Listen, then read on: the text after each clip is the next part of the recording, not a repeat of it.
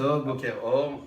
Ce matin, toujours, nous allons aborder les halachot relatives au shliach tzibur et parler des quelques erreurs que l'officiant peut faire dans sa tefila et que d'autres fidèles peuvent faire, mais plus particulièrement, le shliach tzibur aura des règles spécifiques qui lui ont été établies. Donc, je parle, pour un premier cas, d'un shliach tzibur qui commence la hazara, donc la répétition, et qui se rend compte d'avoir déjà prié cette fila.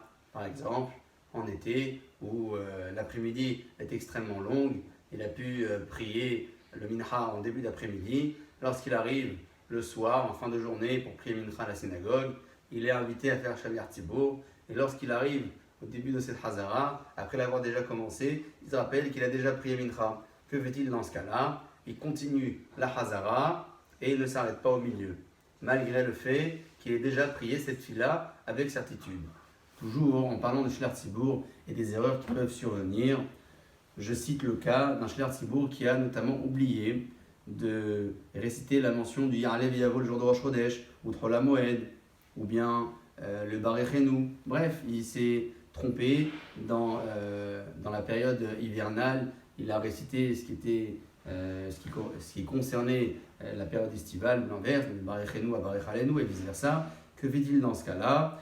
Également, la halakha notifie le fait que le shliach tzibur qui s'est trompé dans sa première amida pourra se rattraper dans la hazara, puisque la hazara, la répétition, n'est pas là uniquement pour acquitter les fidèles qui n'ont pas su prononcer la tefila correctement. La hazara peut faire office également de rattrapage pour le shliach tzibur lui-même, dans les cas où ces erreurs seraient survenues.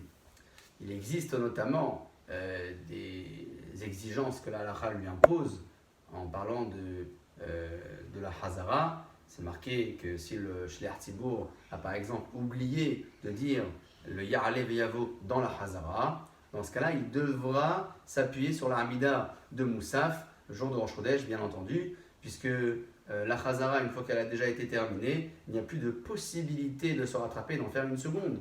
Donc, si dans la première amida, le shliach tzibur a bien dit Ya'aleh v'yavo dans la seconde, il ne l'a pas dit, il pourra penser à se rattraper dans la tila de Moussaf. En synthèse, un shliach tzibur qui oublie ce qu'il fallait mentionner dans sa première amida peut la plupart du temps se rattraper avec la seconde qui est donc la amida de la hazara de Ochim Tiv.